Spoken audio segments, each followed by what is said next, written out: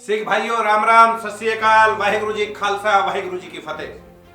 भाइयों, सबसे पहले तो राहुल गांधी जैसे पाखंडी के बहकावे में आकर किसान के नाम पर शंभू बॉर्डर से आतंक और भय का वातावरण बना रहे हथियारबंद लोगों से कहो कि वो अपने बख्तरबंद ट्रैक्टरों का मुंह उस पाकिस्तान की ओर कर दे जो 1947 से पहले पंजाब ही था, जहां नेहरू के जिगरी यार मोहम्मद अली जिन्ना और उसके जिहादियों ने लाखों हिंदू और सिख भाइयों का कत्ल कर दिया, हजारों बहन बेटियों की इज्जत के साथ खिलवाड़ किया, सब गुरुद्वारों में आग लगा दी, हजारों सिख भाइयों को, अपनी बेटियों, अपनी बहनों को एक साथ लाइन में बैठाकर उनका शीश काट कर भागने पर मजबूर होना पड़ा, अपने स्वाभिमान, अपनी इज्जत बचाने की खातिर। इस सिख और सनातन विरोधी खानदान के कारण ही पंजाब का बहुत बड़ा भाग आज पाकिस्तान के पास है।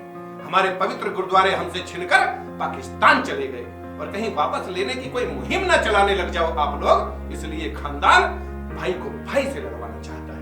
इन धरनारत लोगों से कहो कि चलाएं आंदोलन, पूरा का पूरा पंजाब लेने का सारा भारत इनके साथ है। इनसे कहो कि अपने ट्रैक्टरों का मुंह ननकाना साहिब के इर्द गिर्द उन दहशतगर्दों की ओर मोड़ दें जिन्होंने पवित्र गुरुद्वारा साहब से बेटी जगजीत कौर को अगवा करके उसका धर्म परिवर्तन किया और एक जिहादी के साथ निकाह करवा दिया। सिख भाइयों ने प्रदर्शन किया तो गुरुद्वारे पर पथराव करके उन्हें बंधक बना लिया। भारत सरकार के हस्तक्षेप के बाद ही उन्हें वहां से सुरक्षित निकाला जा सका। हथियारबंद ट्रैक्टरों का मुंह उस अफगानिस्तान की ओर भी मुड़वा दो जहां से तालिबानियों ने सारे के सारे पवित्र गुरुद्वारा साहिब का नामो निशान मिटा दिया है। आखिरी बचे सिख परिवारों को भी बेआबरू होकर भागना पड़ा है वहां से। भारत सरकार के मंत्री हरदीप पुरी जी उन सबको और पवित्र गुरु ग्रंथ साहब को सर पर रखकर पूरे सम्मान के साथ दिल्ली लेकर आए हैं। बॉर्डर पर बैठने वालों को कहो कि गुस्से से भरी अपनी लाल आंखें उस कांग्रेस की ओर भी मोड़ दें जिसने न केवल हजारों सिखों की हत्या करवाई बल्कि हरमिंदर साहब पर भी हमला करवाया। बड़ी भारी बेअदबी की गई। 1984 में दिल्ली की सड़कों पर सिखों के कत्लेआम का नंगा नाच करवाया।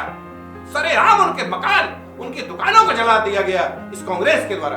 हजारों सिखों को उस जमाने में 10-10 हजार रुपए देकर अपनी दाढ़ी और केस कत्ल करवाने पर मजबूर होना पड़ा था।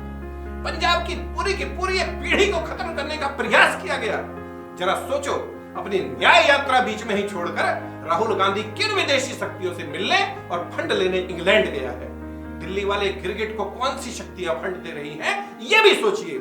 सच बात तो ये है कि कुछ जिहादी शक्तियां भारत का बढ़ता हुआ कद देखकर परेशान हैं, इसलिए कभी ये जाटों को उकसाती है तो कभी दलितों को, और अब सिख भाइयों पर भी उनकी बुरी नजर है।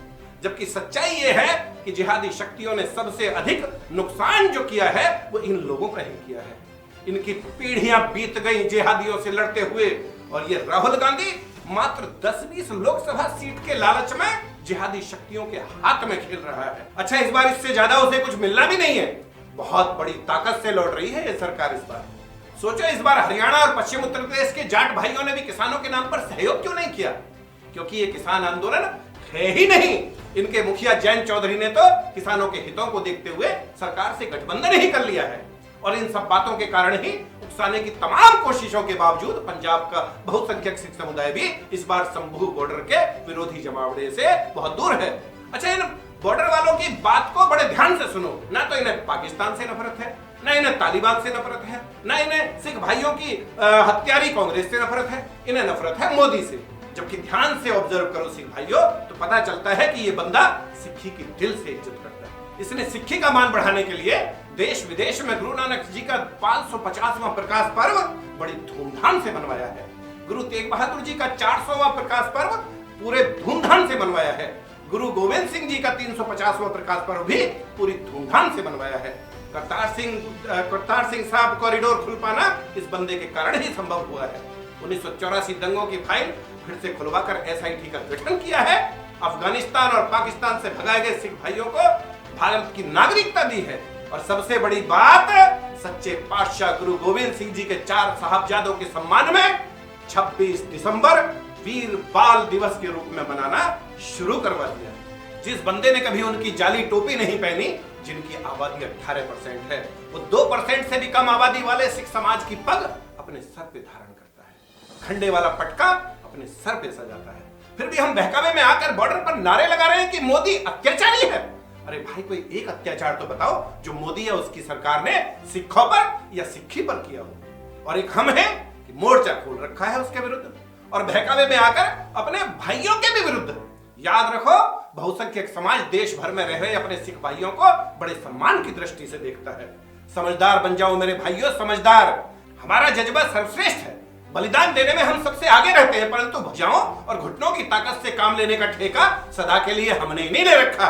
किसी ने भड़काया और सजा दिए ट्रैक्टर। गलत बात। याद रखो, हम सब एक खून हैं और जब तक हम सब एक हैं तभी तक सुरक्षित हैं। वाहेगुरु जी खालसा, वाहेगुरु जी की फतेह। और हाँ, देश पर कब्जा करने की मंशा से 8-8 बच्चे पैदा करने वालों पर लगाम लगाने के लिए जनसंख्या नियंत्रण कानून बनवाओ, आंदोलन करो। चुनाव के बाद यही सरकार फिर से स्थापित होने के तुरंत बाद